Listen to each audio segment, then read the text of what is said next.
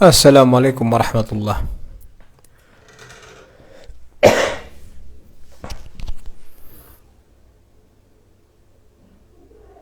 Disculpad que se ha puesto ahora el Insta a explicarme su vida. Muy bien, salamu alaikum. ¿Me escucháis a través del micrófono? A través del micrófono. Es importante, ¿vale? Porque es la única forma de garantizar que el sonido quedará grabado de manera digital.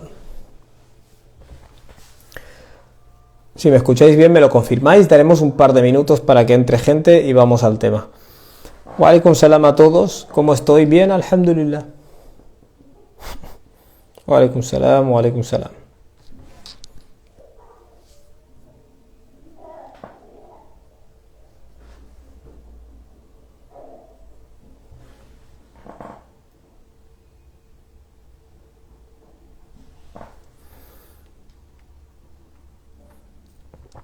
Bueno, antes de empezar, el tema del que voy a hablar hoy es se llama distorsionando la biografía del profeta Muhammad ﷺ. Esencialmente el tema es el siguiente. Generalmente, ¿vale? Llevo un tiempo viendo personas haciendo preguntas o comentarios sobre unos mismos temas, ¿vale? Y representando al profeta ﷺ de una forma determinada, cosa que muchas de estas representaciones son, podríamos decir, atrasadas, ¿no? En el sentido de que son propias de la era medieval. Es decir, ha habido épocas en las que por motivos políticos, ¿vale? Se nos ha enseñado a odiarnos, a pensar mal del otro. Pero hay cosas que cuando las lees dices, ¿todavía estamos así? Y muchas de las representaciones que existen acerca de la biografía del profeta Muhammad ﷺ realmente son medievales. Y se están rejuveneciendo o reutilizando por alguna finalidad política o por alguna finalidad o por ignorancia, ¿vale? Por ejemplo, quien quiere demostrar que las religiones son malas, ¿no? Lo que hace es coge de todas las religiones lo que suena peor, ¿no? Digamos. Quien quiere demostrar, por ejemplo, algunos cristianos quieren demostrar que el Islam es el enemigo y es problemático. Y cogen determinadas cosas o datos de la biografía del profeta ﷺ y derivan, oh mira, ves, esto es el Islam, esto era ese profeta, el profeta de esta gente. Y veo eso, que una y otra, y de nuevo, siempre el problema es que los musulmanes estamos tan sumergidos también en la cultura global moderna que ni tenemos conocimiento realmente para responder o ni siquiera tenemos las herramientas nosotros para no estar confundidos. Es decir, olvídate de responder. Tú como persona tienes que tener claras tus ideas, pero a veces estamos lejos de eso, ¿vale? Hoy quería hacer una desintegración del problema, es decir, disgregarlo, ¿no? No sé, deconstruirlo, esa es la palabra, y reanalizar desde un principio, ¿vale? Así que me voy a dejar de teoría y voy a ir directamente al grano, pero hay una serie de temas que se traen constantemente. El profeta Muhammad ﷺ supuestamente fue intolerante porque llegó a Medina y echó a los judíos, ¿no? Escuchamos ese tipo de cosas. El profeta ﷺ, cuando estaba en Mecca, enseñó a poner la otra mejilla, ¿no? Pero cuando vio que tenía algo de poder, alhamdulillah, declaró la guerra y empezó a matar. O vemos cosas como que el profeta ﷺ en estas guerras pues capturaba concubinas y esclavos y todo eso. Hay una serie de afirmaciones que se lanzan y me perturba que haya gente que lance estas cosas, es lo que hay. Pero me perturba un poco que el propio musulmán empiece a decir, oh, pero esto es así, realmente el profeta ﷺ tenía concubinas y este tipo de cosas, porque denota ingenuidad, somos ingenuos. y escuchamos a otra persona, que es la que dirige la narrativa, que es una persona malintencionada, ¿vale? Y afortunadamente no todo el mundo es así. Vale, voy a empezar primero con unos primeros ayat de Suratul Qalam, donde se expresa de manera clara más o menos cuál es nuestro concepto, ¿no? De qué manera conceptualizamos la figura del profeta alayhi salatu wassalam. Y el principio de Suratul Qalam empieza diciendo Nun wal qalami wa ma yasturun, ¿vale? Se hace un juramento por los instrumentos que escriben y todo lo que escriben, ¿vale? Al qalam wa ma yasturun. Perdón. Alhamdulillah. O por el instrumento de escritura, al qalam wa ma yasturun, y todo lo que escriben, ¿vale? Qalam está en singular, pero yasturun está en plural. Aquello que los instrumentos de escritura en sí escriben, ¿vale? Y luego, inshallah, hacemos un apunte de cuál puede ser el significado de ese juramento. Pero luego lo que hace Dios es dirigirse al profeta alayhi salatu wassalam y decir Ma anta bi ni'mati rabbika bimajnun. Tú no eres, gracias a Dios, gracias a tu Rabb, bimajnun, no eres un majnun, no eres una persona que esté siendo víctima de algún problema mental, de algún tipo de, yo que sé, posesión, no te has vuelto loco, ¿vale? Que esa es una de las acusaciones que se lanzan contra el profeta alayhi salatu wassalam. Y Dios dice, no solo eso, sino que wa inna laka la ajran ghayra mamnun, a ti te corresponde sin duda una recompensa no interrumpida. Ya, naturalmente, la recompensa, ¿no? Es proporcional al bien moral que tú estás haciendo. Cuanto más bien haces, mejor recompensa. Cuanto más multiplicas el bien, más se multiplica tu recompensa. Claro, cuando se le dice a alguien tu recompensa no es limitada, ¿qué es lo que se le está diciendo? El bien que emanará de lo que tú enseñas se va a ir multiplicando, ¿vale? No hay una limitación para eso. Wa innaka la ala khuluqin azim. Y sin duda tú estás en un camino moral, podríamos decir, azim, espectacular. Khuluq es conducta ética, ¿no? Conducta moral. Aquí lo que se está diciendo es tú estás ala khuluqin azim, estás dentro de un camino, digamos, o estás totalmente comprometido con un estilo de vida moral espectacular. Es decir, vamos a dejar de lado la cuestión de si estás hablando influido por algún tipo de nube mental. Dejando de lado esa cosa, ¿vale? Eso que todos sabemos que es mentira. No solo eso, sino que estás en un camino de gran envergadura ética. فَسَتُبْصِرُ وَيُبْصِرُونَ, añade Dios. Por tanto, tú verás pronto, y ellos verán pronto. بِأَيِّكُمُ الْمَفْتُونَ. ¿Quién de vosotros es el que está siendo víctima de algo, ¿no? El que está siendo aquejado, ¿no? El que está tocado por algo.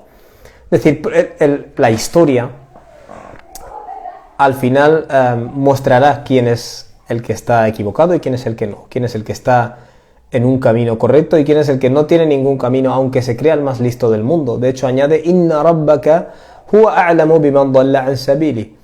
Sin duda es tu Rabb, ¿vale? Quien te da el oxígeno, el que sabe perfectamente quién es el que está totalmente fuera del camino, ¿vale? El que no sigue ningún camino, el que va en la vida a voleo. Dios sabe perfectamente quién es ese, wa huwa a'lamu bil muhtadin, y él sabe perfectamente quién es el que tiene rumbo, ¿vale? فَلَا تُطِعِ الْمُكَذِّبِينَ. Por tanto, es decir, deja en manos de Dios esto, ¿vale? Por tanto, no obedezcas a los que acusan a la verdad de ser falsa. فَلَا تُطِعِ الْمُكَذِّبِينَ. Y quiero subrayar estas frases. وَدُّوا لَوْ تُدْهِنُ فَيُدْهِنُونَ. A ellos les gustaría que tú te inclines un poco y ellos también se inclinarían un poco, ¿vale? Para nosotros, ¿qué relevancia puede tener eso? Nos guste o no, muchas de las voces que vamos a oír son disonantes, son contrarias, son de mukaddibun, son al final gente que está comprometida con falsear la verdad, o comprometida con tachar a la verdad de falsedad, ¿vale? Y esa gente, Dios dice, no les sigas. O sea, si tu finalidad es complacer a estas personas, ya no tienes din, ¿vale? Al final eso es lo que hay, ¿vale? No vayas a intentar siempre ir detrás a complacerles. Y estos mukaddibin son los que dicen que el profeta alayhi salatu wasalam es Majnun, los que están diciendo que estás loco o que estás poseído. Son ellos los que están poniendo en duda tu ética, ¿vale? Lo cual es interesante porque no han puesto en duda ni tu salud mental, vamos a usar esa frase, no han puesto en duda ni tu integridad intelectual, no han puesto en duda tu carácter ético antes de que trajeras este mensaje. Ahora que lo has traído, ahora de repente tienen todas estas teorías, ¿no? Muy bien, quería dejar clara esta imagen, esta introducción acerca de qué imagen tenemos acerca del profeta alayhi salatu wassalam. Ahora vamos a hablar de la biografía del profeta alayhi salatu wassalam y este tipo de cosas que la gente representa, ¿no? Cuando nos habla acerca de ello. Pero primero quiero dejar claras unas pocas cosas, ¿vale? Hay una serie de cosas que son una introducción o un preludio necesario. Y una de ellas es que cuando tú lees la historia hay potenciales riesgos, ¿vale? Hay potenciales problemas. Muchas de las confusiones que he mencionado acerca de la biografía del profeta alayhi salatu wassalam no proceden solo de malicia, que en muchos casos sí, proceden de malentendido a veces. Y a veces se mezclan las dos cosas. Por ejemplo, cuando tú estudias historia hay un gran problema que tenemos, que es el del etnocentrismo. En otras palabras, hay una serie de normas culturales y de formas de comportamiento que considero que son las normales. Esto tiene que hacerse así, es la forma en la que se tiene que hacer, ¿no? Es lo correcto, es lo normal. Realmente es lo correcto y es lo normal dentro del mundo en el que tú has nacido. No quisiera tirar siempre del mismo ejemplo, ¿vale? Pero el primer ejemplo que se me ocurre es el de la poligamia. Tenemos la idea de que cuando leemos otras culturas y otras historias del pasado, la gente es que era polígama y eso no está bien, no estaban avanzados, ¿no? Nosotros ahora estamos avanzados y hemos abandonado eso. Sin embargo, esa es la opinión de la gente que mira Sálvame, ¿vale? La gente que estudia científicamente las cosas, su opinión es muy diferente, ¿vale? Y la opinión de estas personas, y aquí empiezo por los propios científicos, ¿vale? No estoy diciendo que sean seres infalibles, pero personas que estudian las ciencias sociales, ¿no? Mejor. Su conclusión es la siguiente, quiero decir, en la época premoderna, ¿vale? En la que, especialmente en la época más atrás, en la que comer dependía del músculo, y el músculo lo pone esencialmente el hombre, por razones biológicas que conocemos todos, y su tasa de mortalidad pues era, yo qué sé, vamos a decir, mayor que la de la mujer, y su esperanza de vida era inferior que la de la mujer. Tenía mucho sentido el concepto de que varias mujeres compartan un hombre, ¿vale? Es decir, en el mundo moderno, después de la revolución industrial, tenemos una serie de avances médicos que han eliminado esas diferencias, y comer esencialmente depende de trabajar, ¿no? de usar el intelecto, ya no tanto del músculo y de la caza. Por tanto, se han ido eliminando estas cosas. O sea, en otras palabras, lo que intento decir es que no es una cuestión moral, es una cuestión adaptativa, sencillamente. Entonces es erróneo que tú mires civilizaciones del pasado y proyectes las cosas que tú consideras que son éticas o no éticas. En muchos casos lo que son es un producto del mundo en el que tú has nacido, nada más y nada menos. Y curiosamente me he encontrado, esto es interesante, muchas personas, por ejemplo, de otras culturas, nos miran a los europeos de manera perpleja, algunos de nuestros hábitos, algunas de nuestras costumbres. Es decir, no es algo que hagamos solo nosotros, es algo que hacemos las personas en general. Otro de los casos en los que veo que la lectura de la historia o la lectura de otras naciones o civilizaciones es problemática, esto es interesante, es en el estudio de las religiones. En el mundo católico, en la Europa católica, tenemos una serie de conceptos. Tenemos, por ejemplo, el estudio de la teología. Vale, esto es interesante porque cuando tú te vas a las tribus masái o lo que sea, ¿cuál es su teología? Y empiezas a categorizar sus creencias y los escribes en un libro y dices, esto es la teología masái. Bueno, realmente lo que tienen esta gente, a lo mejor ellos no lo conceptualizan como una teología. Esa categoría de pensamiento Y no os preocupéis si estoy sonando técnico, ¿vale? Esto es solo una pequeña introducción y luego pasaremos al tema. Esas categorías mentales que tenemos como teología, milagros, son muy nuestras realmente. Y si las proyectamos a otras tradiciones, podemos caer en errores, ¿vale? De hecho, he dicho milagro, hablamos mucho del milagro del Corán. Y de hecho, en el Corán la palabra milagro no existe, ¿vale? Aparece la palabra aya, que significa signo, la palabra bayina, que significa evidencia definitiva. Es decir, y eso nos indica cómo el Corán, o cómo desde la perspectiva del Corán se ve lo que hacían los profetas, ¿vale? Sobre ellos la paz. Pero nuestro concepto es el de los milagros, ¿vale? Nuestro concepto, por ejemplo, es el de la Trinidad, ¿no? En la Europa católica. Hay una cosa que me llama la atención, que es que he escuchado varias veces a, por ejemplo, predicadores musulmanes que intentan, en cierto modo, predicadores cristianos algunos digo, que intentan denigrar, digamos, la integridad del Corán, y una de las cosas que dicen es: el Corán contiene errores, el Corán contiene una mención de la Trinidad que es equivocada. Y te dicen, el Corán menciona que la Trinidad está compuesta por el Padre, el Hijo y la Virgen María. Y tú te quedas, ¿dónde diablos han sacado esto? Y te dicen, no, mira, aquí hay un versículo del Corán. Y el versículo del Corán es un versículo en el que Dios dice a Jesús: ¿has dicho tú a la gente, adoradme a mí y a mi madre, o tomadme a mí y a mi madre como objetos de culto aparte de Dios? Claro, tú lees ese versículo y dices, aquí no está hablando de ninguna Trinidad. Es decir, todos sabemos que la gente rinde culto a Jesús, todos sabemos que la gente rinde culto a la Madre de Jesús, en determinadas formas del cristianismo, en el catolicismo entre ellas. Quiere decir, Dios está cuestionando a Jesús. ¿Tú has dicho a la gente que te tomen a ti por objeto de culto? ¿Has dicho a la gente que tomen a la Virgen por objeto de culto? Jalás. No está mencionando nada de ninguna Trinidad compuesta por el Padre, el Hijo y la Madre, o lo que sea. Pero esto lo he escuchado varias veces, y es como que uno lo dice, otro lo copia en su web, otro lo copia en su blog, otro lo comparte, y uno lo ve, lo comparte, y 1 millón de personas lo comparten, y nadie se ha parado a pensar. Pero las personas que llegan a esta conclusión son gente que suele creer en una Trinidad, y en cierto modo proyectan esa creencia en otros lugares. Hay otros textos sagrados que a lo mejor hablan de Dios y de Jesús, y no están hablando de una Trinidad. O sea, automáticamente tú lo lees como una alusión a la Trinidad, ¿vale? Era por poner unos pocos ejemplos, ¿vale? Pero quiero que entendáis que hay una serie de problemas cuando estudias la historia, ¿vale? Que es que tú tienes tus propios conceptos, tus propios prejuicios. Por ejemplo, si yo creo que los africanos son incivilizados, o los aborígenes australianos son incivilizados, voy a interpretar muchas de sus acciones, compararlas con las mías y decir, ¿veis? Esta gente son incivilizados. O sea, vas a buscar confirmar lo que tú ya crees, ¿vale?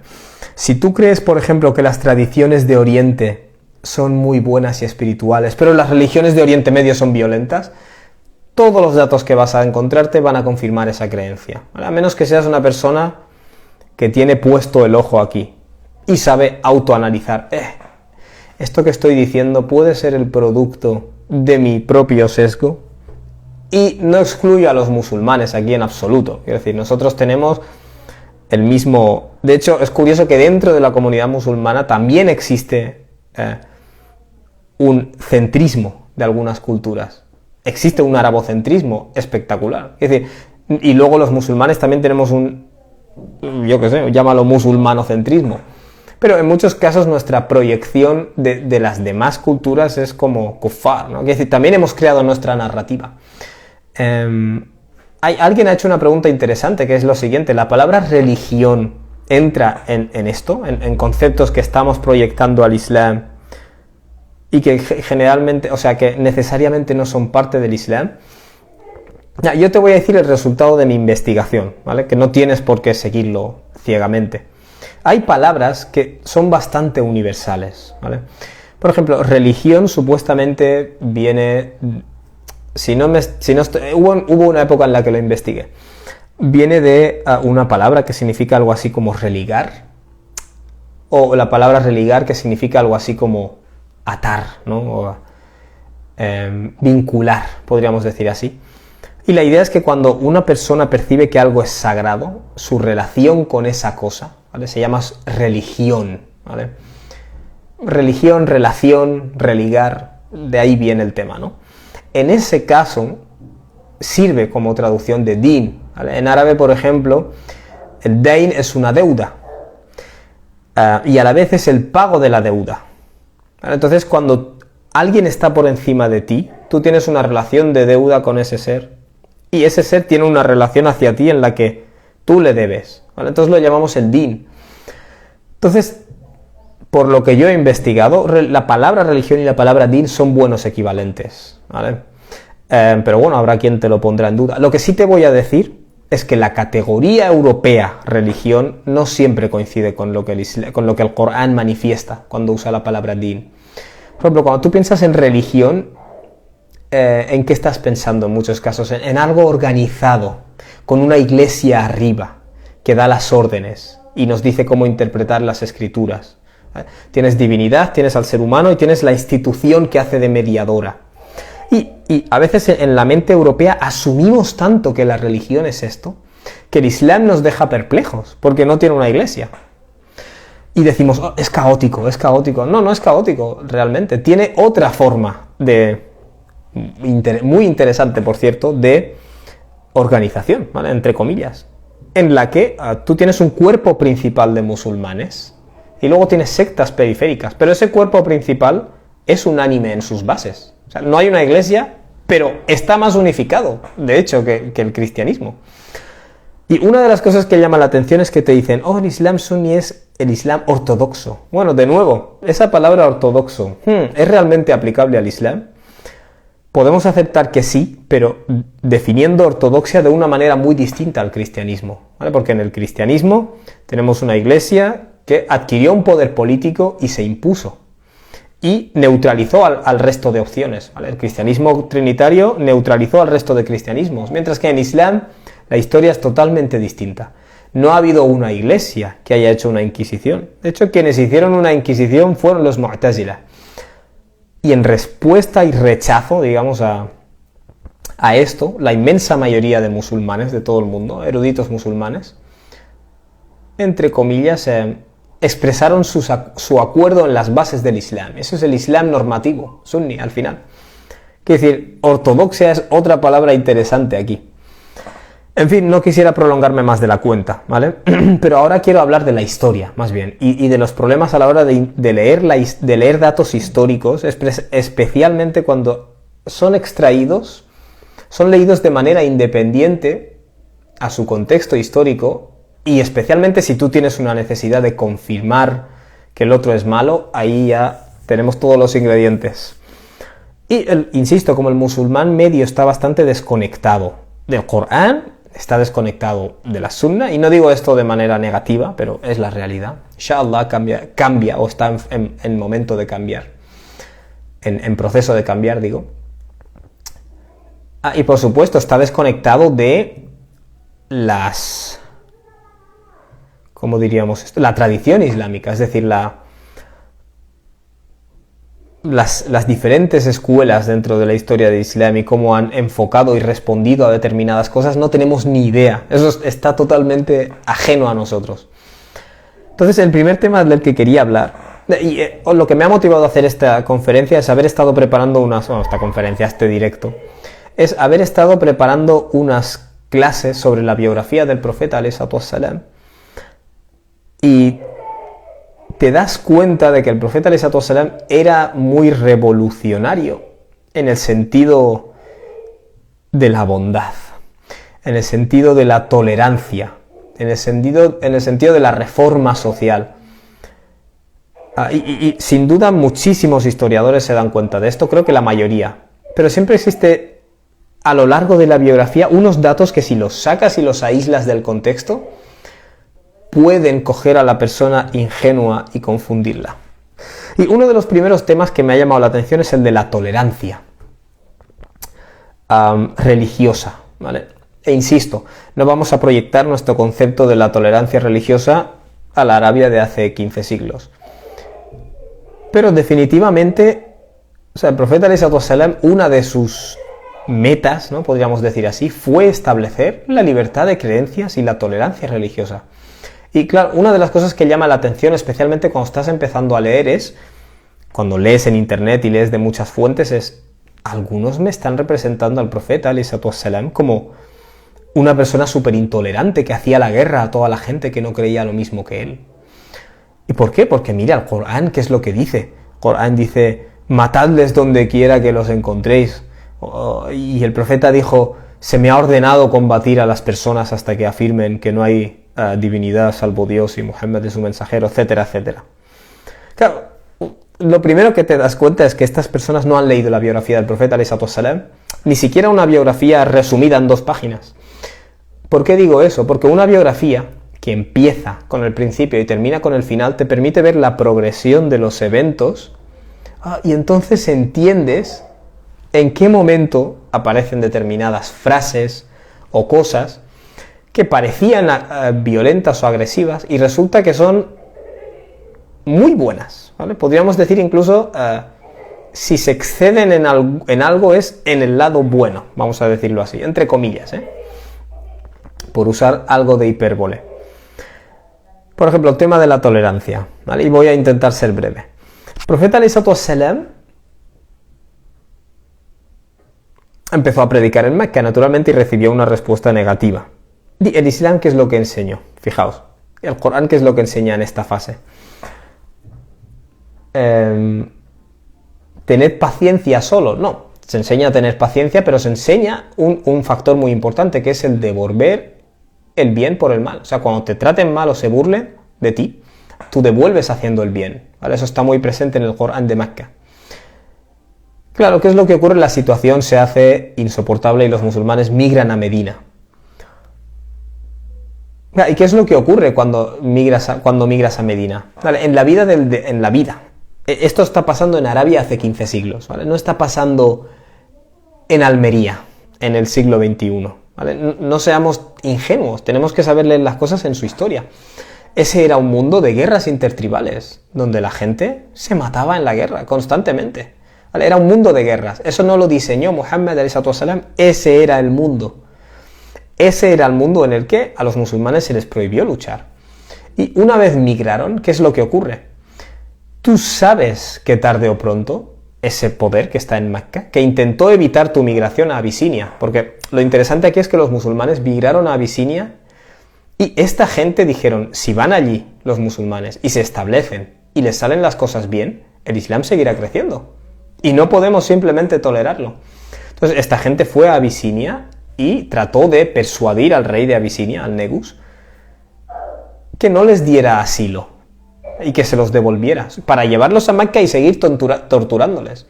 Entonces, ¿qué ocurre? Los musulmanes consiguen quedarse en Abisinia. Pero hay una lección importante que han aprendido. Aunque migramos a otro sitio y vivamos en paz, tarde o pronto tratarán de aniquilarnos. Entonces, cuando los musulmanes han migrado ya a Medina, ves que empiezan a hacer esto de controlar las caravanas de los quraishíes e intentar asestar un golpe, ¿vale? ¿Por qué? Porque si tú capturas las caravanas de los quraishíes, desestabilizas la economía de Mecca, que es un lugar que te ha declarado la guerra. Esto tú lo lees en la biografía del profeta ﷺ y tiene mucha lógica, ¿vale? Porque si tú no haces esto, ellos van a acabar viniendo a exterminarte, ¿vale? Porque son ellos los que no están dispuestos a tolerarte a ti. Curiosamente, esto es uno de esos datos que la gente los saca y dice, oh mira, Mahoma, se dedicó a hacer, no sé cómo se dice en castellano, pero bueno, a capturar caravanas y robar, ¿vale? Es decir, cuando se fue a Medina, en lugar de vivir en paz, se dedicó se ponía con sus compañeros a capturar caravanas, ¿no? De la pobre gente que pasaba de viaje, transportando sus caravanas. Pero bueno, eso es una representación completamente falsa. Es decir, las caravanas que se capturaban eran las de Quraysh, que es la gente que te ha declarado la guerra. Y si tú no les quitas poder económico, van a usar ese poder económico para aplastarte, ¿vale? O sea, es una cuestión casi de supervivencia. Pero bueno, es muy interesante cómo este dato se puede representar de esa manera. ¿Vale? Y me llama la atención porque yo veo en una web, por ejemplo, antiislámica, Mahoma y sus seguidores capturaban caravanas, hacían como los ladrones, los piratas, ¿no? Hacían pirateo. Y yo leo eso y me río, tío. Digo, ¿quién es el tonto que se traga esto? Pero no, la gente se lo traga. Y vaya que sí se lo traga. Y no digo que cualquier persona que se lo trague es tonto, en absoluto. Pero ahí hay alguien que tiene una mala intención, ¿vale? Y que, asumo yo, el que copia y pega y comparte, no. Pero la primera persona que fue a la biografía y sacó este dato tenía que saber que estaba representándolo mal, ¿vale? Y de eso voy a hablar hoy, de cosas que se representan mal, ¿vale? Se representan de una manera que... ¿Sabéis ese refrán que dice que las peores mentiras son las verdades a medias? Es cierto, porque si algo es mentira, y si algo es verdad, es verdad. Pero cuando es una verdad a medias, estás engañando a la gente, pero claro, como dices datos que son verdad, y la persona se ve confundida, porque no puede sacar tampoco más información, ¿vale? Entonces, fijaos, es interesante que esta guerra, ¿vale? Y eso es lo que se pasa por alto, esta captura de caravanas tiene una función estratégica en una guerra iniciada por ellos, ¿vale? La gente se salta lo de que hay una guerra iniciada por ellos. Hay un estado de guerra. Y fijaos qué cosa tan interesante. Es decir, la gente te dice en Suratul Anfal, el Sura 8, ¿vale? La primera batalla del Islam contra los kuffar. فَإِذَا لَقِيتُمُ الَّذِينَ كَفَرُوا فَضَرْبُوا الرِّقَابِ. Cuando os encontréis a los que han rechazado la verdad, golpeadles en los cuellos. ¡Qué violento! Mahoma, ¿qué pasa de repente? Se ha vuelto violento. Claro, y una de las cosas que llama la atención es, en primer lugar, la gente que rechazó la verdad. Aquí son los Quraishíes, ¿vale? Con todo el historial de rechazo violento y persecución que conllevan, ¿vale? O sea, fijaos, si hay una guerra, vamos a poner, en España, entramos en guerra con Francia, ¿no? Dios no lo quiera. Cuando el ejército francés, por ejemplo, venga a atacar a mi ciudad, a Barcelona, y el comandante da una orden y dice, cuando vengan los franceses, a disparar. Cuando vengan los franceses, no se está refiriendo a todos los franceses que hay en Francia, se está refiriendo al ejército francés con el que estamos en guerra, ¿vale? Eso lo entendemos con 10 años, pero no. Muchas de estas webs te dicen, oh, Dios dice, el Corán aquí está diciendo que cuando te encuentres con la gente que no son musulmanes, les golpees el cuello. ¿Quién es el tonto que se traga eso, tío? Pues no, hay mucha gente que se lo traga. Y una de las cosas interesantes es que el mismo Suratul Anfal, revelado en ese contexto de la batalla de Badr, la primera batalla contra los paganos, una de las cosas que dice es, si ellos se inclinan a la paz, si ellos se inclinan a la paz, inclínate tú también. Es decir, si ellos cejan las hostilidades, se acabó la guerra, porque son ellos quienes las han iniciado. Es decir, eso se nos olvida mencionarlo. Es decir, cuando tú lees la secuencia de eventos, ¿vale? Ves quién inicia la guerra, ves qué pasos hay que tomar si no quieres que te exterminen. Claro, se ve todo bien puesto en su sitio, pero cuando te saco frases del Corán, eventos de la biografía del profeta, alayhi salatu wassalam, entonces suena fatal.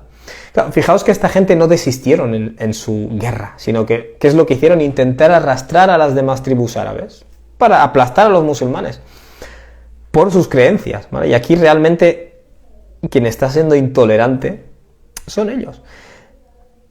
Y claro, cuando la guerra empieza a girar, digamos, a girarse la tortilla y los musulmanes prevalecen, entonces, fijaos, es cuando se revela, digamos, la orden de vamos a zanjar esta guerra y eliminar a los ídolos de la Kaaba, ¿vale? Y ahí es cuando lees en Suratut Tauba, transcurridos los meses sagrados, luchad contra los paganos o combatidles donde quiera que los encontréis, ¿no? Mucha gente dice, intolerancia religiosa a los paganos. ¿Significa esto que me puedo ir a la India y como la gente adora ídolos, pues los mato? Ya, de nuevo, el ejemplo que he dado antes, estamos hablando de una guerra en concreto, tío, ¿a quién quieres engañar? Y no solo eso. Es interesante que el mismo Suratut Tauba, unos versículos más adelante, versículo 13 o algo así, te dice algo parecido a ¿por qué no vais a luchar con estas personas que os expulsaron de vuestros hogares e iniciaron la agresión? O sea, todo el rato se sobreentiende claramente la guerra dentro de la línea cronológica, Pero claro, sacas estas frases, ¡fua! Igual que el hadith del profeta, alayhi salatu wassalam, se me ha ordenado luchar contra la gente hasta que acepten que no hay la ilaha illallah, que no hay divinidad aparte de Dios. ¡Qué intolerancia! Intolerancia religiosa. Es decir, no es tolerancia religiosa, es intolerancia. No. De hecho, fijaos, el profeta alayhi salatu wassalam huyó de una situación de intolerancia en Mecca y estableció en Medina, que de eso hablaremos ahora, una sociedad tolerante. Lo cual era muy novedoso en esa época. Y quiero que entendáis que cuando se representa al profeta alayhi salatu wassalam como intolerante, generalmente, y esta es la lección que yo he aprendido, eso es señal de que era muy tolerante, ¿vale? Es decir, porque generalmente son los datos, unos pocos datos sacados de su contexto, con los que se intenta contradecir su sistema, ¿vale? Su sistema en Mecca fue evitar la guerra. Su sistema, después de mirar a Medina, fue intentar desestabilizar Mecca, que es el origen de la guerra. Y su sistema, cuando la guerra explotó y empezaron a haber batallas, fue: si ellos se inclinan a la paz, yo me inclinaré a la paz. De alguna manera, sacamos una frase por aquí, otra por ahí, y se distorsiona, se le da un giro de 180 grados, ¿vale?, a la actitud del profeta alayhi salatu wassalam. La frase "se me ha ordenado combatir a las personas" está dicha en ese mismo contexto, ¿vale?, hacia el final de la guerra, y esto se sabe por factores circunstanciales. En otras palabras, a partir de ahora, esta guerra solo tiene un fin posible, que es conquistar la Kaaba, o sea, Mecca, y eliminar a los ídolos. Vale, uno de los temas relacionados con esto es el de los judíos, supuestamente la actitud que el profeta tuvo con judíos. Una vez vi este interesante debate entre un musulmán y un predicador cristiano, que es de estos que se especializa en el Islam, mejor dicho, se especializa en repetir las mentiras sobre el Islam de la época medieval. Y una de las cosas que él decía es: Muhammad se fue a Medina. O sea, le dieron, fijaos la distorsión, le dieron cobijo en Medina, le dijeron puedes venir aquí, y él fue a Medina y echó a los judíos que había ahí. O sea, él se le invitó a esta ciudad y cuando llegó ahí, echó a la gente que llevaba ahí durante muchos siglos, que son los judíos. La primera vez que escuché eso, obviamente lo primero que haces es reírte y luego decir: wow, tío, quiero decir, tienes que ser mala persona para mentir de esta manera. Mala persona. Y te puedo garantizar que la mayoría de historiadores, independientemente de su persuasión, te dirán: nah, tío, eso es una mentira, estás distorsionándolo. Pero no, quiero decir, la gente te saca un dato por aquí: expulsó a estos judíos, mató a estos judíos. ¡Oh!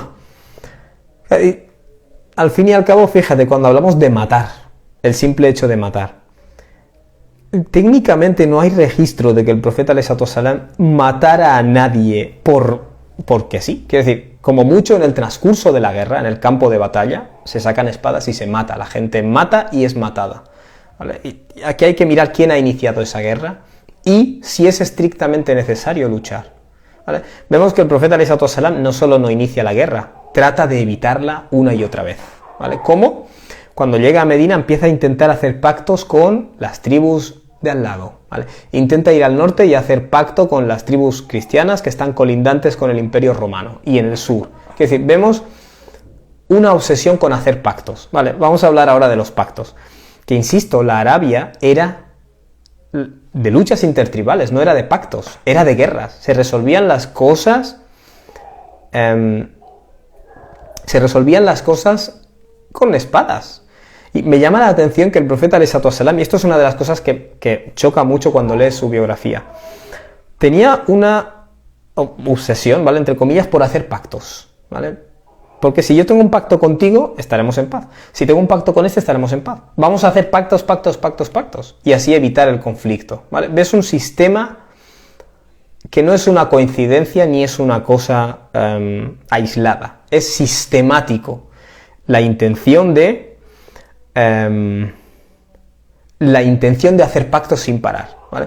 Pero insisto, esto da igual que seas musulmán, cristiano, ateo, da igual. Coges cualquier biografía del profeta basada en fuentes mínimamente fiables y verás esta obsesión por hacer pactos, ¿vale?, para evitar conflictos. Vale, voy a daros el primer ejemplo. cuando el profeta ﷺ llega a Medina, ¿qué es lo primero que hace? Adivina adivinanza, un pacto. Y que es lo que algunos historiadores consideran la primera constitución de la historia. Es decir, donde el profeta ﷺ redactó, mandó redactar, porque él no escribía, los judíos y los musulmanes, los judíos son la nación que ya vivía ahí en Medina, aparte de los paganos, que mayoritariamente habían abrazado el Islam, que son las tribus de Aus y Khazraj. Estas tribus abrazaron el Islam, y en Medina tienes ahora los musulmanes que han migrado de Mecca y los musulmanes de allí, que son los que se han convertido al Islam, y luego tienes a los judíos, ¿vale? El profeta ¡salam! Hizo este pacto y choca bastante leer algunas de las cláusulas de este pacto. De hecho, alguien pone, el profeta inició la guerra a los judíos por su traición. Esa frase no es correcta, porque si alguien te traiciona, tú no estás iniciando una guerra. Pero bueno, vamos a ir por partes. El profeta ¡salam! Redacta este pacto, donde se estipula que los judíos y los musulmanes seremos, de acuerdo a las versiones que han sobrevivido del pacto, una umma, ¿vale? Es decir, una sola nación. La terminología moderna sería una sola sociedad, ¿vale? Es como si yo vengo aquí, vengo a una ciudad, y en esa ciudad hay testigos de Jehová, evangelistas, católicos y musulmanes, y yo redacto. Los testigos de Jehová, los católicos, los musulmanes, tal, somos una sola sociedad. Si se ataca a uno de nosotros, los demás iremos a defenderle, ¿vale? Esto es una de las cláusulas que aparece en la Constitución de Medina. Estipula al profeta ¡salam! Es más, ¿por qué no leerlo? Dame un segundo, voy a ver si tengo por aquí alguna versión de este pacto.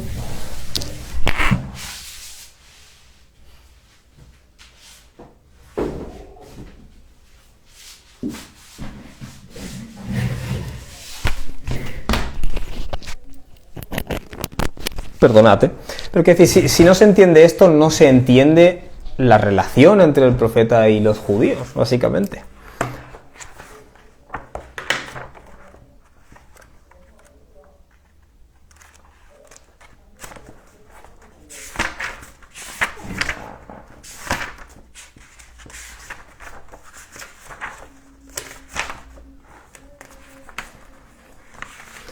No os preocupéis que lo tengo aquí a punto.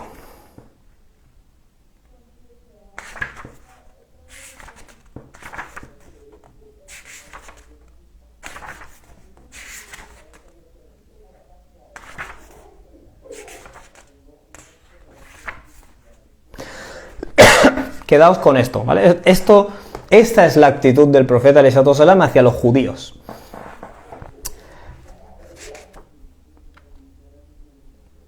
Fijaos lo interesante de la situación es que los musulmanes han llegado a Medina, pero hay una gente ahí fuera, ¿vale?, que son idólatras, que tienen una guerra declarada contra los musulmanes. Entonces, fijaos, el pacto del profeta ¡salam! ¿Qué es lo que dice? Los musulmanes y los judíos somos una sociedad. Y a partir de ahora, si te atacan a ti, yo te defiendo, y si me atacan a mí, tú me defiendes. ¿Por qué? Porque somos una sociedad, ¿vale? Y han atacado a nuestra sociedad, a nuestra convivencia, como lo quieras llamar, ¿no? Una de las cláusulas dice lo siguiente, que los musulmanes de Quraysh y de Yathrib, es decir, los musulmanes originales de Mecca y los de Medina, y todos los que les sigan, se pondrán en pie y harán esfuerzo como una sola umma, ¿vale? Es decir, harán, por ejemplo, si nos atacaran o algo, somos una sola nación que se tiene que defender todos juntos. Los creyentes se unirán como una sola persona contra cualquiera de ellos que arme guerra, digamos, o busque extender el mal, ¿no?, y la transgresión, etcétera, etcétera. Vale, más adelante. No está permitido a ningún creyente que acepte este pacto y crea en Dios y en el último día, que asista a ningún criminal o le dé refugio. Vale. El tema interesante, que los judíos estarán junto a los creyentes musulmanes mientras estén en guerra, ¿vale? Ahora mismo vamos a ser todos una nación, ¿no? Los judíos de Banu Auf son un grupo de creyentes. O sea, fijaos que aquí el profeta ¡salam! Trató de decir, todos creemos en Dios, todos creemos en la Escritura, y los paganos nos acechan, por tanto vamos a ser una nación, ¿vale? Entre comillas. los judíos de Banu Auf son un grupo de creyentes y los judíos tienen el derecho a mantener su religión tal y como los musulmanes tienen derecho a tener la suya. Que los judíos de Banu Najjar, Al-Harith, Sa'ida, Banu Jasham, Banu Aus, etcétera, tengan los mismos derechos que los mencionados para Banu Auf. Que los judíos tendrán cargo de sus propias cuestiones financieras y que los musulmanes de las suyas. Y los judíos y los musulmanes se tendrán que asistir unos a otros contra cualquiera que declare la guerra a quienes firman este pacto. Entre ellos tiene que haber consejo sincero, mutuo y amabilidad entre unos y otros, ¿no? Etcétera, etcétera. Bueno, básicamente es un pacto que, aunque ahora diríamos, bueno, tiene sentido, ¿no? Para vivir en paz. No, esto no era completamente sin precedentes en la Arabia en el siglo VII, ¿vale? No había precedentes. O sea, el profeta alayhi salatu wasalam llegó a esa ciudad, hizo un pacto de convivencia y empezó a hacer pactos con tribus y de las zonas colindantes, ¿vale? Claro, ¿qué es lo que ocurre? Parte de este pacto, ¿cuál es? Que los musulmanes y los judíos se tienen que defender. Una de las cosas que pasó en el transcurso de la guerra con los Quraysh, ¿vale? Que creo que me estoy yendo por las ramas un poco, es que los paganos de Quraysh, ¿vale? Algunos de los judíos en Medina, por varias razones, ¿vale? Pero una de las razones es... Fijaos, los judíos tenían cierto modo una creencia mesiánica, ¿no? De la llegada de un profeta, pero para nada figuraba en sus expectativas que pudiera ser un árabe, ¿vale? Esto os parecerá una tontería, pero es verdad, ¿vale?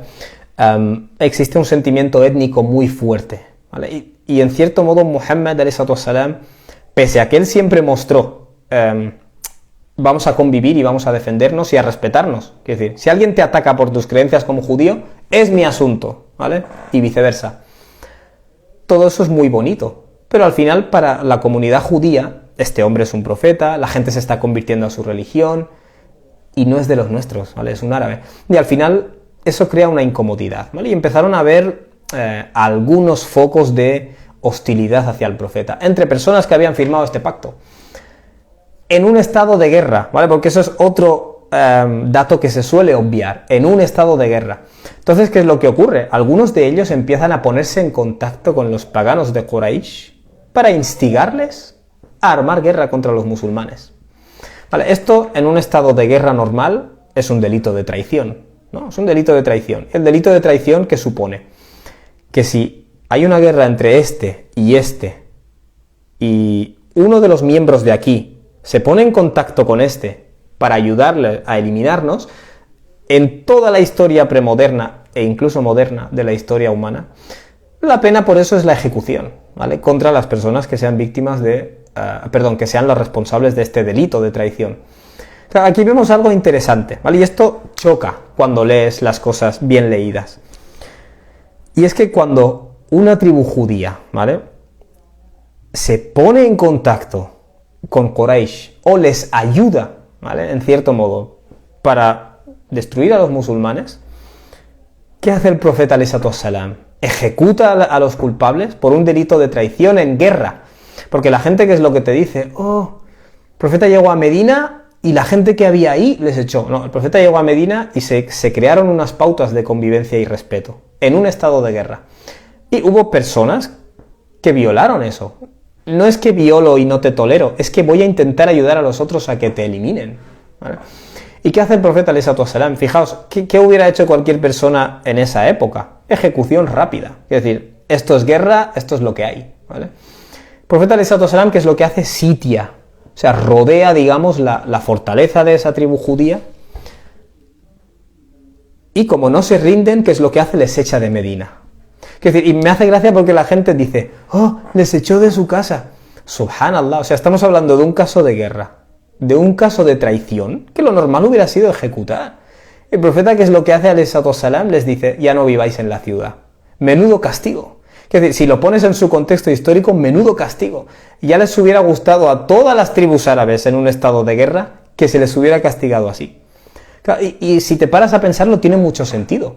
Porque si en esta ciudad hemos creado una constitución con unas normas de que si atacan al de una religión, al resto de personas nos incumbe defenderlo. ¿vale? Sea cual sea de los grupos. Si atacan a uno de los grupos religiosos, el resto tenemos que lanzarnos a defender, porque al fin y al cabo de eso se trata, ¿no? La convivencia. Si no estáis dispuestos a aceptar este pacto, no tenéis que vivir en la ciudad. O sea, tiene bastante sentido que se expulse a estas personas de la ciudad. Porque en esta ciudad ahora hay unas normas, ya no somos salvajes, ya no somos salvajes intertribales. No sé si me explico. Ya no somos como las tribus que van a defenderse por cosas absurdas. Ahora tenemos pautas, ¿vale? Normas. En esta sociedad todos somos iguales. Y si se ataca a los miembros de una religión, el resto de personas de otras religiones van a defenderlo.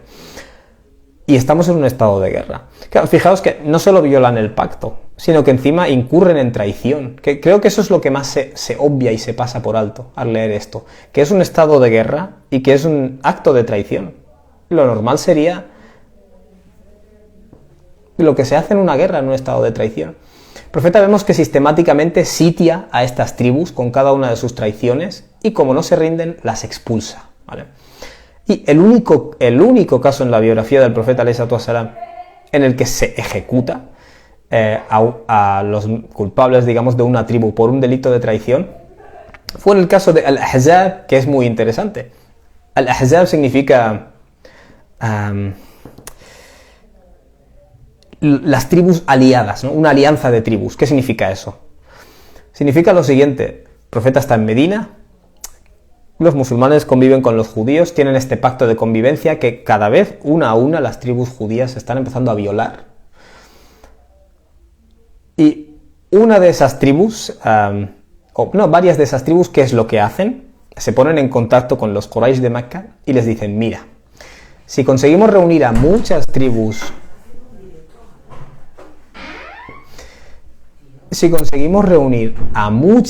de toda Arabia, aplastaremos a los musulmanes. Estos son gente de Medina que tiene un pacto con los musulmanes, ¿vale? Un pacto de respeto mutuo, de tolerancia mutua, de yo te defiendo a ti y tú a mí, de somos una sola umma, y esto es lo que hacen por la espalda. Se van a Quraysh y dicen: mira, a nosotros tampoco nos cae bien todo esto del Islam. Entonces, ¿qué podemos hacer?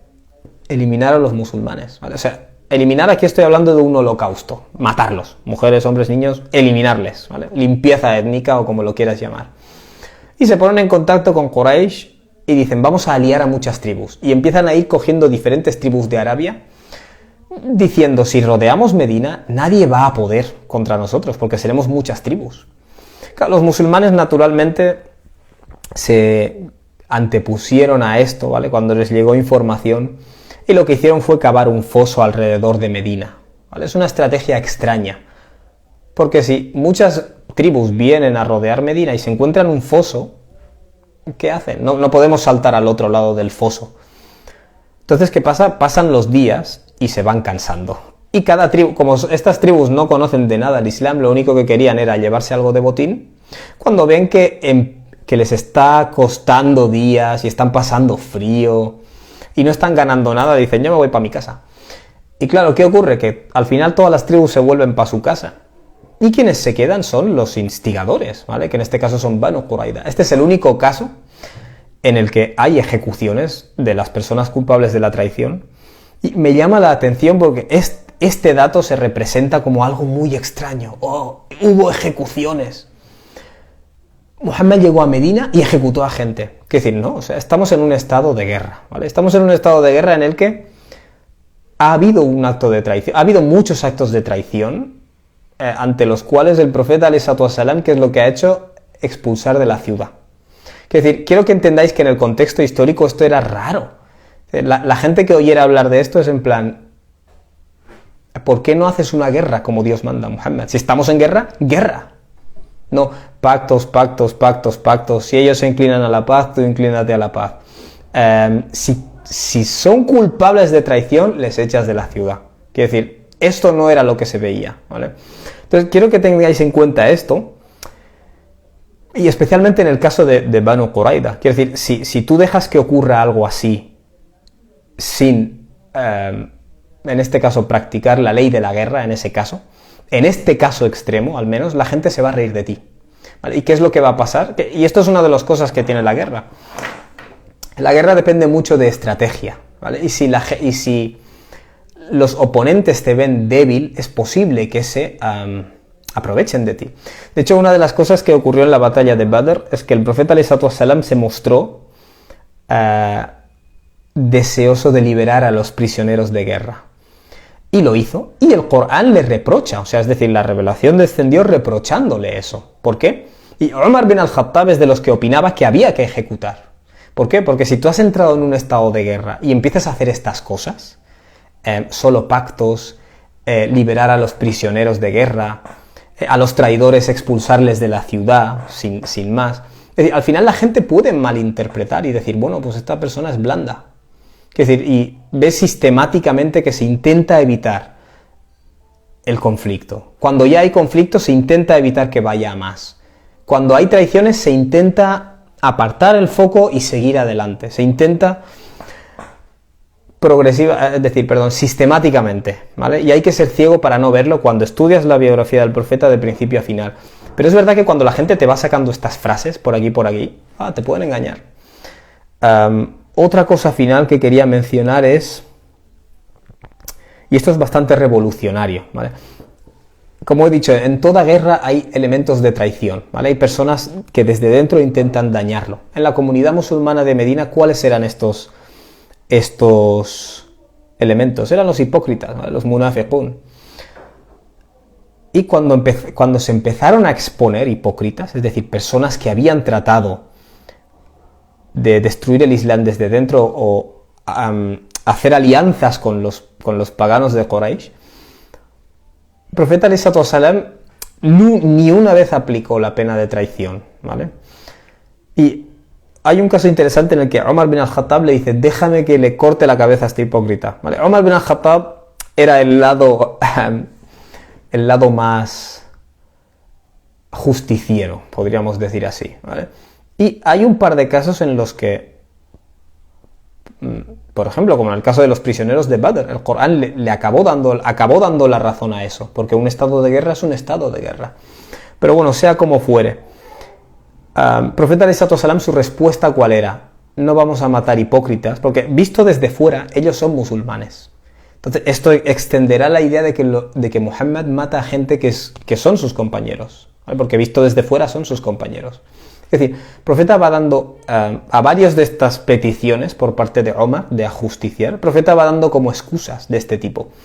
De hecho, hay un interesante incidente que es hacia el final de la biografía del profeta ﷺ, se hace un pacto finalmente con los paganos de Mecca, o se va a hacer un pacto, que es el pacto de Hudaybiyah.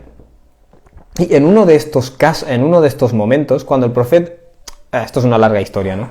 Pero cuando el profeta ﷺ por primera vez dijo, vamos a dejar Medina y vamos a ir a Mecca a hacer la umra, solo a peregrinar, en son de paz. Uno de los compañeros del profeta ﷺ envió una carta a Quraysh, ¿vale? Que esto es un acto de traición técnicamente, informando de los planes de Muhammad ﷺ. Y a través de X factores los musulmanes lo descubrieron, ¿vale? Y el profeta Muhammad ﷺ, con la carta en mano, le dijo, ¿qué es esto? O sea, te hemos pillado en pleno acto de traición. Y este sahabi, radiyallahu anhu, respondió, cuando vayamos a Mecca, muchos de vosotros tenéis vuestras familias ahí, que os darán cobijo. Pero yo voy a llegar ahí y si las cosas salen mal, me voy a quedar tirado, entre comillas. Entonces, a causa de ese miedo, hice lo que hice, ¿vale? De informarles para que me vean un poco como un amigo o algo así. Y Umar bin al-Khattab, que estaba presente, dijo, Ya Rasulullah, déjame que saque la espada y zanje este tema. Y el profeta ﷺ lo que dijo, el profeta lo que dijo ha dicho la verdad. Es decir, son incidentes sueltos, que en el último estudio que hice de la sira o de la biografía me fui apuntando porque dices, wow, es un patrón recurrente de buscar excusas ante actos de traición, que cualquier persona castigaría de manera tajante. Es un patrón recurrente de hacer pactos, es un patrón recurrente de evitar el conflicto y cuando está iniciado ir empujándolo, ¿vale? Ir apartándolo. Cuando hay actos de traición, violar la ley, ¿vale? La ley es la ejecución, es ir expulsando, ¿no? O ir Por ejemplo, uno de los casos que me llamó la atención es el caso de Jaibar, los judíos de... no. Creo que estoy citándolo mal. No recuerdo exactamente qué tribu era. Pero sí, seguramente era Jaibar, ahora que estoy pensando. Un oasis, ¿vale? Lleno de un montón de riqueza. Que incurrieron en un acto de traición. ¿Qué se les hizo? ¿Se les ejecutó? Por supuesto que no. ¿Qué se les hizo? ¿Se les expulsó de su oasis? Ni siquiera eso. O sea, los judíos cuando iban a ser expulsados dijeron: permítenos quedarnos con la mitad de las cosechas de nuestro oasis. Y el profeta accedió. O sea, son cosas que cuando las lees dices, es incluso surrealista. Y no lo estoy exagerando. Realmente si lees las biografías, los datos más sólidamente establecidos, ves estos patrones que se repiten una y otra vez, ¿vale? Evitar el conflicto, evitar las penas normativas de esa época, ¿vale? Que son guerra, traición, ejecución. Ves un constante empuje. Y fijaos, hay unas palabras que yo había escuchado hacía mucho tiempo de Ibn al-Qayyim al-Jawziyya, el erudito musulmán, que dijo: el profeta alayhi salatu wassalam nunca inició ni una sola de las batallas en las que estaba. Todas fueron siempre consecuencia de alguien que había iniciado esa agresión, ¿vale? Obviamente Quraysh inició la guerra, ya está, ¿vale? Desde ese momento sabes que esa guerra está iniciada por otros. Pero no solo eso, hay pequeños conflictos que ves que están siendo iniciados por todas estas fuerzas constantemente. Pero fíjate, dice alguien aquí, fue a causa de esos patrones que se extendió el Islam. Definitivamente, en vida del profeta alayhi salatu wassalam, lo que llamó a la gente al profeta fue eso. Y si os fijáis, cuando el profeta conquistó Mecca y les dijo a los Quraishíes: bueno, ¿ahora qué se supone que voy a hacer yo? Dijeron ellos: sabemos que vas a hacer el bien, porque te conocemos. Es decir, para que ellos digan eso, o sea, imaginaos, estas personas han estado en guerra con el profeta alayhi salatu wassalam durante, pues yo qué sé, unos 7 años o así duró la guerra. Es decir, para que estas personas te digan: o sea, me habéis estado torturando, habéis matado a mis compañeros durante esos 13 años de tortura que hemos vivido en Mecca, para acabar huyendo y perder a nuestras personas en guerras totalmente evitables. ¿Qué se supone que tengo que hacer con vosotros? Y los quraishíes que responden, aparte de que es fascinante, porque ellos no dicen: por favor, ten piedad. Le responden: sabemos que tendrás piedad, porque te conocemos. Es decir, sabemos que sistemáticamente haces esto. O sea, es tan inimaginable que el profeta dijera: pues esta vez no, Allahu Akbar. Ellos saben que eso no va a pasar, ¿vale? Es decir, es posible que uno de estos predicadores no lo sepa, porque no lo quiere saber. Pero las personas que se vieron en guerra con él lo sabían perfectamente, que esa era su manera. Ese era su modus operandi. ¿Por qué o si no dicen eso? ¿Por qué o si no dicen: sabemos que no nos vas a hacer daño? De hecho, antes de entrar en Mecca, el profeta alayhi salatu wassalam, Abu Sufyan le dice al profeta alayhi salatu wassalam: toda la gente que esté en mi casa, o en mi, podríamos decir, en mi terreno, o que se refugien detrás de mí, que estén a salvo, que no les pase nada. El profeta alayhi salatu wassalam aceptó esa condición y además le dijo, estipuló, a ver si lo tengo por aquí, toda la gente...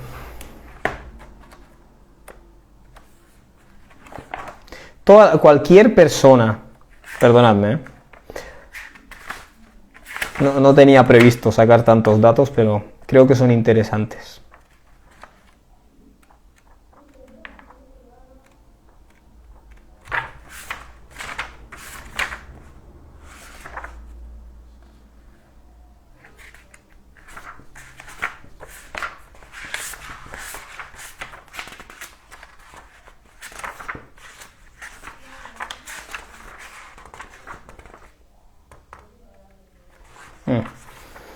No lo voy a encontrar. Pero bueno, lo que el profeta esencialmente dijo alayhi salatu wassalam es: la gente que esté en su casa está a salvo. La gente que esté a casa de Abu Sufyan está a salvo. La gente que se refugie en estos sitios está a salvo. O sea, en otras palabras, lo llamamos la conquista de Mecca, pero no fue una conquista, ¿vale? La conquista suele haber una batalla, derramamiento de sangre y finalmente conseguimos las llaves de la ciudad. No, en este caso la gente se quedó en casa mirando por la puerta cómo entraban los musulmanes, destruían los ídolos de la Kaaba. Esa fue la conquista, ¿vale? Y después de esto, el profeta alayhi salatu wasalam se dirigió a los Quraysh y dijo, ¿ahora qué? Y le dijeron, vas a hacer el bien porque conocemos tu religión. Quiero decir, al fin y al cabo, estuvimos persiguiéndote a causa de eso. Conocemos tu religión. Sabemos lo que es el Islam. Con esto voy a zanjar el directo. No sé si alguien tiene alguna pregunta. Iba a hablar de otro tema, bastante más controvertido, pero prolongaría mucho esto. Podemos dejar ese tema para otro día, inshallah. Bueno, si alguien tiene preguntas, que lo escriba en la caja de las preguntas. Y brevemente, vamos a leerlo. La inmensa misericordia, dice el Mesluh. La inmensa misericordia de nuestro profeta es incomparable, el ejemplo en el Taif. Sí, hay un ejemplo de Taif, pero hay más ejemplos, ahora me estoy acordando. Hay una tribu que es la tribu de Daus, que no sé exactamente cuál fue su insulto, ¿no? Digamos, a los musulmanes. Y algunos de los compañeros dijeron, haz dua para que Dios destruya a los Daus. Y el profeta alayhi salatu wassalam dijo, oh Dios, guía a los Daus y tráelos a mí. En otro hadith el profeta dijo alayhi salatu wassalam, Dios no me ha enviado para maldecir. ¿Cómo es el hadith? Inni lam ab'uth la'anan, walakin ab'uth rahmatan. Si no estoy citándolo mal, ¿vale? El profeta alayhi salatu wassalam dijo, eso es un hadith auténtico, por cierto, dijo, no se me ha enviado como un maldecidor, sino como una misericordia. Es decir, ves que es una y otra vez. Oye, Nati, una pregunta. Otra pregunta que hemos estado debatiendo. ¿El profeta Isa, alayhi salatu wassalam, está vivo o muerto? Porque decimos que está vivo, pero en la sura 5:117 Dios dice, Tawaffaytani. Obviamente no voy a entrar en ese tema porque no quiero controversias. Pero tawaffaytani puede significar que está vivo. Lo interesante es que el verbo mata yamutu significa morirse, morir. Pero el verbo tawaffa lo que significa simplemente es tomar, ¿vale? Cuando Dios dice yo he tomado a alguien, ¿vale? Tawaffa. Naturalmente en árabe se usa la palabra tawaffa para referirte a alguien que ha fallecido, ¿vale? Es decir, Dios le ha tomado, ha sido tomado en esta época. Alhamdulillah, perdón, en este año. Pero lingüísticamente en árabe clásico no es definitivo, ¿vale? Porque tawaffaytani simplemente significa lo tomé a mí, o sea, me lo llevé, ¿vale? Pero no da detalles sobre si biológicamente murió o no murió. Si hubiera usado el verbo mata yamutu, como he dicho, se sabría con certeza que está muerto, ¿vale? Pero al haber usado este verbo, no se sabe. De hecho, fíjate, en Surat Az-Zumar, Sura 39, Dios dice, Allahu yatawaffa al-anfusa hina mautiha. Dios toma a las personas en el momento de su muerte, yatawaffa al-anfus.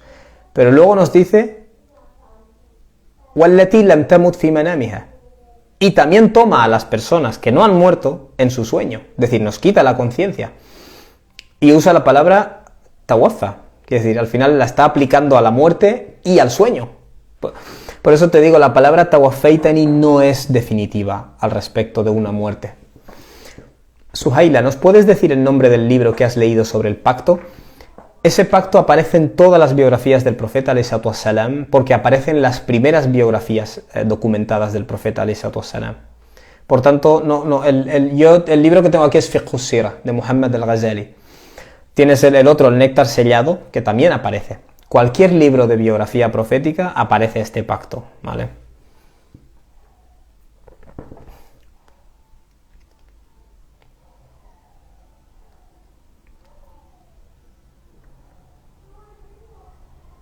Oye, Nati.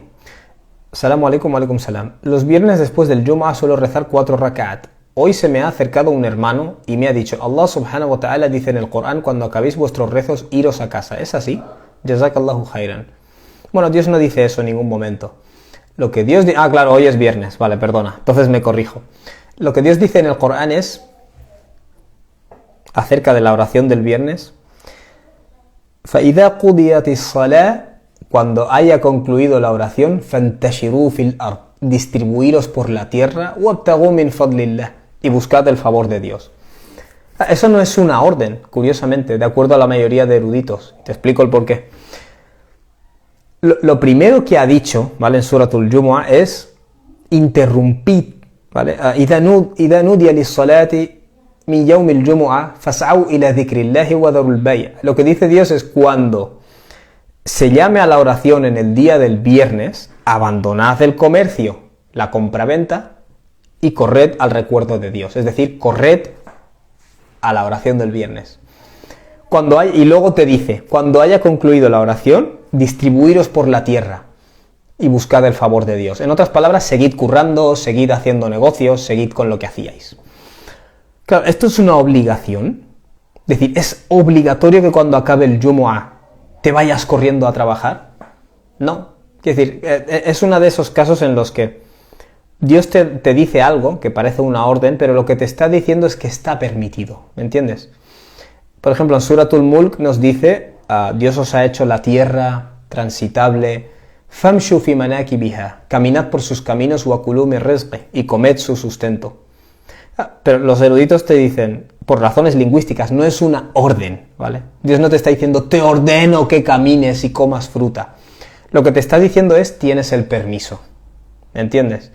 Aquí Dios dice, cuando acabe la oración del viernes, distribuiros por la tierra. En otras palabras, tenéis permiso para ir a buscaros la vida, porque ya ha terminado la oración. ¿Me entiendes? O sea, pero esto es un ejemplo de manual, quiero decir, cuando estudias Usulul Fiqh, cuando estudias los principios de la jurisprudencia islámica. Hay órdenes que no son órdenes, ¿vale? Incluso en castellano,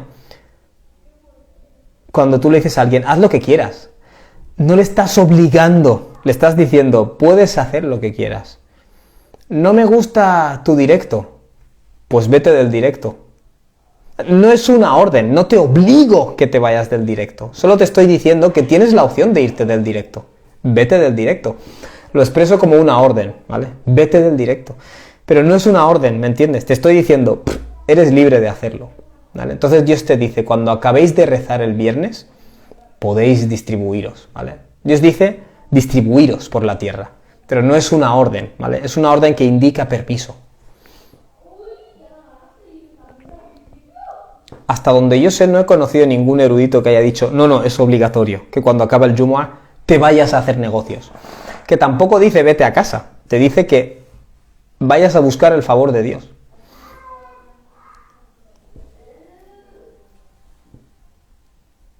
De todos modos, mi consejo es, si viene un hermano y te dice eso, tampoco te pongas a debatir y a discutir. Evitemos el debate.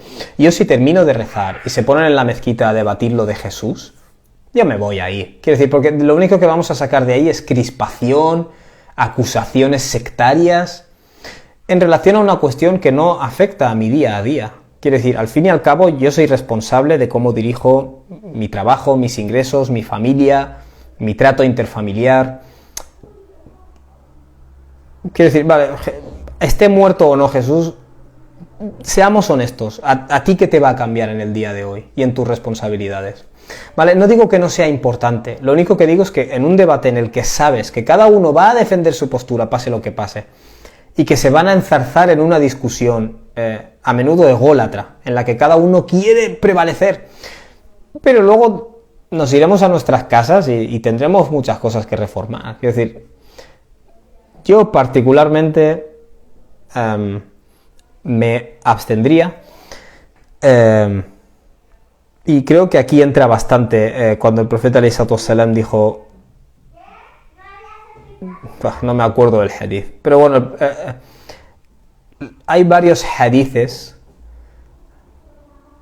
donde se expresa que en este din no hay cabida para la actitud ególatra de debatir, ¿vale? Y la verdad es que me has hecho sentir mal, así que voy a buscar el hadith.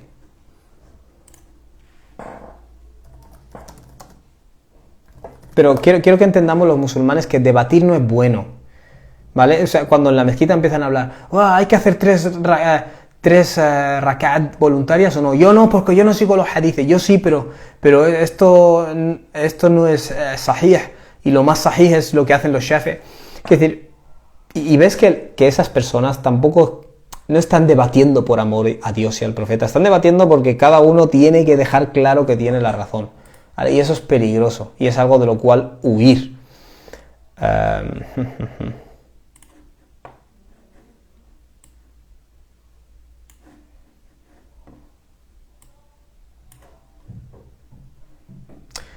Bueno, naturalmente no voy a encontrar ahora lo que busco, pero bueno, que se sepa. Yapsh. ¿Podrías recomendar un Corán traducido bien al español? No hablo árabe. Yo te recomendaría siempre leer el de Muhammad Asad, que es una excelente traducción, con sus cosas. Y al lado el de Isa García, porque son estilos de traducción bastante opuestos, o no opuestos, pero distintos. Pero a través de leer los dos, o cuando buscas un versículo, leerlo aquí y leerlo aquí, pillas algo, ¿sabes? Salwa, un libro que puedas recomendar, por favor, para principiantes, para apedrear historias del Islam, para aprender historias del Islam, supongo. Jazakallah.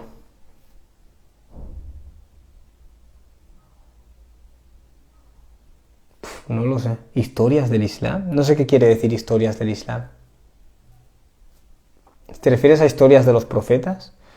Mi recomendación es leer el Corán, especialmente el último tercio, si puedes, o del Sura 67 hasta el final.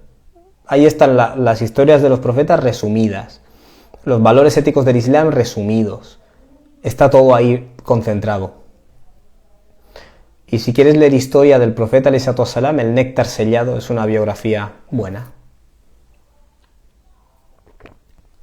¿Podrías dar algunos recursos en español? Una buena biografía en español. El Néctar sellado es la mejor que conozco en español.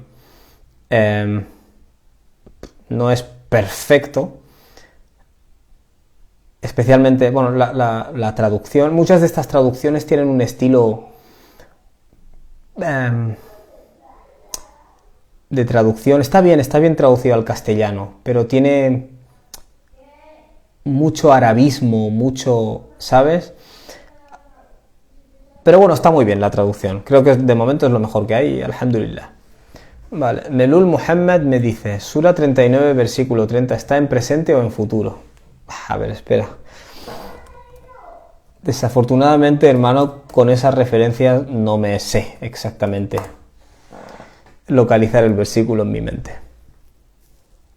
Vale, el versículo dice, Innaka mayyitun wa innahum mayyitun. O sea, se le dice al profeta alayhi salam, sin duda tú estás muerto y ellos están muertos, literalmente. ¿Vale? Se interpreta como, ciertamente tú, referido al profeta, tendrás que morir y ellos también van a morir. ¿Vale? Se entiende así, como en futuro. Pero literalmente en árabe está en presente. Y ya que mencionas esto, es interesante en el Corán que cuando se habla de la muerte se suele hablar en presente, dando a entender que es una realidad. Estás más muerto que vivo, diríamos en castellano. ¿Qué ejemplos te puedo dar? Kullu nafsin dha'iqatul maut. Toda persona, la traducción pone saboreará la muerte. En árabe dice dha'iqatun, estás saboreando. Estás viendo la muerte. La muerte se está acercando a ti. ¿Vale? Cada día estás caminando hacia ella. En presente, dha'iqatun. Suratul Jumu'ah. قل إن الموت الذي تفرون منه فإنه ملاقيكم. Diles, la muerte de la que estáis huyendo, فإنه ملاقيكم. La traducción pone, os encontrará, o algo así. Literalmente en árabe pone, os está encontrando. ¿Vale? Ya está viniendo a vuestro encuentro. Así es como yo lo traduciría. Está viniendo a vuestro encuentro. ملاقيكم. O sea, vemos que sistemáticamente cuando se habla de la muerte, Dios lo expresa en presente. Interesante. Fíjate lo que se pierde en las traducciones. Suhaila, ¿es correcto decir que un creyente tiene Islam barra Iman o Islam barra Iman barra Ihsan? Los hipócritas Islam o Iman y los que rechazan la verdad no tienen ninguna de las tres. Interesante tu categorización. A ver, el creyente tiene Islam más Iman. Islam, Iman, Ihsan. Y el hipócrita tiene Islam o Iman. Bueno, es interesante lo que mencionas de que el hipócrita tiene Islam en cierto sentido, es decir, tiene acciones externas, pero no tiene Iman. Es interesante y de hecho recuerdo, tengo por ahí un libro que comenta algunos hadices y el hadith de Gabriel donde se habla del Iman, Islam y Ihsan hace algo así, como lo primero que explica es que la palabra Islam y Ihsan O sea, la palabra Islam como nombre de la religión engloba el Islam, Imán e Ihsan, ¿vale? O sea, cuando yo digo Islam a secas me refiero al paquete. Pero cuando digo Imán, Islam e Ihsan, aquí Islam se refiere a un trozo, ¿vale? Es un principio de que cuando tú mencionas una palabra general, sin más, te estás refiriendo a lo general, pero cuando la mencionas por separado, te estás refiriendo a uno de los trozos, ¿no? Y el hipócrita hace las acciones del Islam, ¿vale? Generalmente, externamente, pero no tiene imán. Pero el imán, por eso, el imán es algo que está en el interior y no se ve. Hamza Kalachi. ¿Cómo traducirías taqwa? Si me fuerzas a encontrar una palabra, lo traduciría como precaución o conciencia. Si me fuerzas a traducirlo con una palabra. ¿Por qué? Porque taqwa viene de la raíz qaf, waw, ya, que significa protegerse. Nada más. Ir con cuidado. Eso es lo que significa. Cuando tú conduces, ¿vale? Yo qué sé, y ves un radar, actúas con taqwa. Es decir, actúas en plan, bajo la velocidad, voy con cuidado. O sea, ¿por qué? Porque he visto un peligro. Entonces actúo con precaución. Precaución es la traducción más o menos exacta de taqwa. Pero claro, en determinados contextos no parece cuadrar del todo. Por eso te digo, según contexto pondría conciencia, que conciencia es lo mismo, ¿vale? Si yo voy corriendo por un camino donde hay espinas en el suelo, no voy a correr a lo loco, voy a ser consciente, ¿vale? No voy a correr de manera inconsciente, ¿me entiendes? O podrías decir, voy a correr de manera precavida. Por eso te digo, taqwa es precaución o es conciencia, ¿vale? Es la actitud cauta, de tener cuidado, de no ir a lo loco. Taqwa, conciencia, precaución. Esa es la traducción lingüística. Muchas traducciones te ponen conciencia de Dios, ¿vale? Que eso es algo que el traductor interpreta que Dios quiere decir. Y se basa en libros de tafsir y lo que sea. Y algo que es terrible, que es que muchas traducciones te ponen temor de Dios. Que realmente taqwa no es el temor. Es decir, el temor es el jauf o... De hecho es el jauf, realmente. Es interesante. Esto es uno de esos casos en los que no solemos traducir bien. Pero fíjate, alhamdulillah, ahora que viene Ramadán, lo que Dios dice es que se nos ha prescrito el ayuno, la'allakum tattaqun, para que tengáis taqwa. ¿Cómo lo traducimos aquí? Para que tengáis temor de Allah, que realmente no está diciendo eso, ¿vale? Eso puede ser uno de los beneficios de tener taqwa. Realmente lo que significa es que tengas precaución, que tengas conciencia o que desarrolles conciencia. Es decir, la conciencia que es, voy a tener cuidado antes de hablar, antes de actuar, porque soy responsable por mis acciones, ¿vale? Voy con precaución por la vida. Entonces el ayuno te ayuda a desarrollar eso, ¿vale? Para que desarrolléis conciencia, para que desarrolléis la actitud cauta. Eso es lo que significa la'allakum tattaqun lingüísticamente. Luego te ponen desarrollar el temor de Allah. Bueno. Vale, pues yo creo que ya vamos a ir cortando, ¿eh?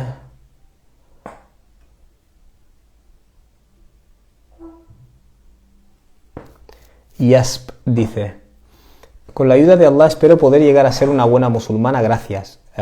Que sepas que yo también espero algún día poder llegar a ser buen musulmán. O sea, que no estás sola en eso, ¿vale?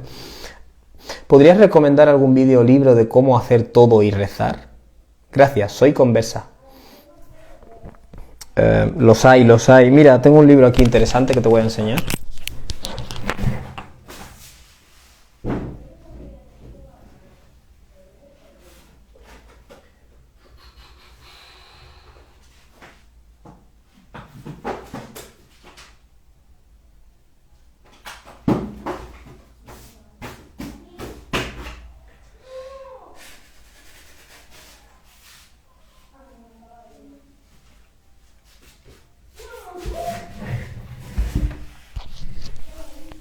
Un par de libros, mira. Bueno, en el puesto número 2 te diría, este se llama somos musulmanes. No sé quién lo publica.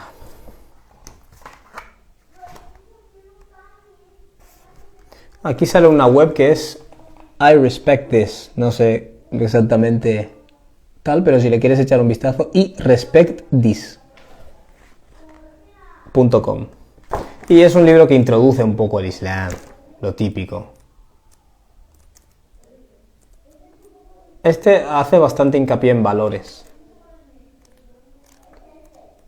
Y luego el otro, el del puesto número 1, ¿vale? Que te quiero recomendar es este, Ser musulmán, una guía práctica. Yo honestamente no lo he leído, pero al ver la forma en la que organiza los temas me parece bastante bien.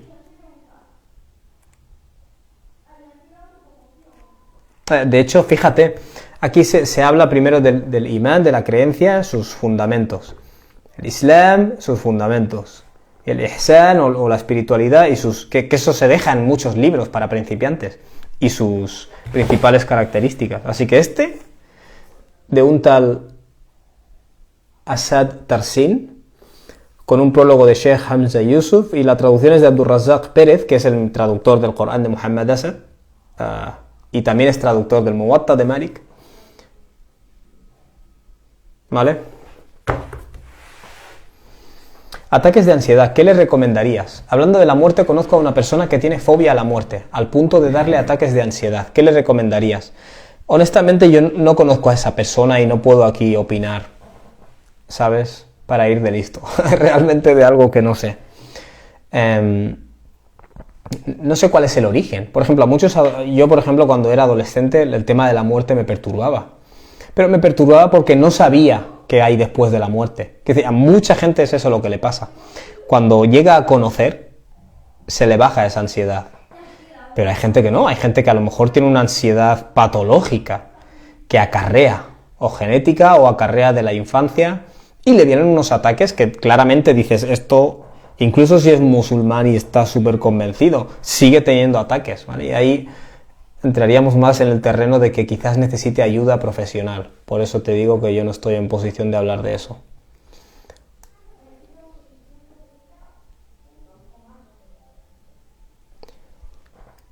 Hermano, me gusta el gorro que llevas, quiero uno para un regalo, pero no sé dónde comprar. Yo tampoco, la verdad que esto me lo regaló un hermano y la verdad que no lo sé, no lo sé. De hecho, no es mi estilo preferido particularmente, pero es el que tengo. Y ya está. Bueno, Barakallahu fikum, vamos a dar por zanjado el directo de hoy, inshallah. Vale, inshallah, la semana que viene supongo que haré un directo, pero aparte de eso, ahora que empieza Ramadán, Adam Academia, ¿vale? Que es la academia donde doy clases de Corán y las dejo ahí todas. Mi proyecto para este Ramadán es abrirlo, ¿vale? En otras palabras, hacer que todo el mundo pueda entrar sin ningún costo durante el mes de Ramadán, ¿vale? Y yo lo que propongo a la gente es un reto. Yo te abro la puerta para que tú entres, pero tú te comprometes a intentar escuchar un audio cada día de Corán. Mi reto es que empieces por el Sura 67 y vayas de ahí en adelante hasta el final del Corán, ¿vale? Porque de esta forma cientos y cientos y cientos de personas entran y escuchan los suras cortos del Corán. Y acaba Ramadán y han conocido el Corán, ¿vale? Ese es mi reto. Entonces os iré informando, ¿vale? Cuando empiece Ramadán, durante unos días el acceso estará abierto, ¿vale? Sin ningún costo durante el mes de Ramadán. Ojalá os beneficiéis y ojalá lo compartáis con las personas que creéis que les puede beneficiar, ¿vale? Es súper importante. Porque estaba pensando, ¿qué hago este Ramadán? ¿Estudiamos algún sura? Pero realmente está ahí en la academia, tengo clases de todos los suras cortos y es un desperdicio que la gente no acceda a eso en el mes de Ramadán. Entonces, coged en el mes de Ramadán, meteos y desde el sura 67, ese es mi reto que os propongo, hasta el final, escuchar un audio cada día. Y así acaba Ramadán y has hecho algo diferente. Has estado escuchando el Corán explicado en castellano. Porque no te puedes permitir que se pase el mes y seguimos donde estábamos antes. Nunca. Siempre en Ramadán tienes que dar un salto. Y este es un año en el que yo te propongo un salto de escuchar las suras cortas explicadas, tío. No hay excusa, quiero decir. Mi intención es abrir la puerta para que no haya excusa. Bueno, Barakallahu fikum, inshallah os iré informando de este tema. Assalamu alaikum wa rahmatullahi wa barakatuh. Espero que hayáis encontrado beneficio al directo y lo colgaré en YouTube. Espero que lo compartáis. Wassalamu alaikum wa rahmatullahi wa barakatuh.